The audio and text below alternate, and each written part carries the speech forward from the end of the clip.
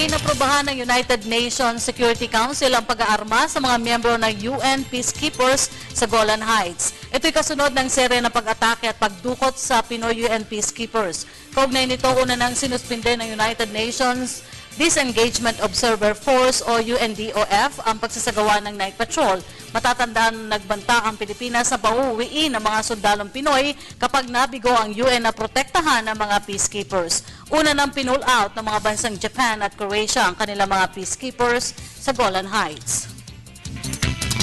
Nagbabala ang World Bank sa mga bansa ukol sa kahirapan at hindi pagkakapantay-pantay sa mga mamamayan. Ayon kay World Bank President Jim Yong Kim, dapat nang kumilos sa mga bansa upang magkaroon ng matatag na pundasyon para sa pangmatagalang paglago.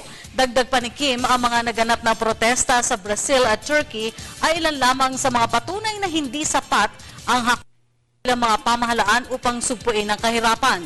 Nagsimula ang malawakang kilos protesta sa Brazil dahil sa pagtaas ng pasahe na humantong sa pagbatiko sa pamahalaan dahil sa malaking perang ginagastos nito sa pag-host ng Football World Cup sa 2014.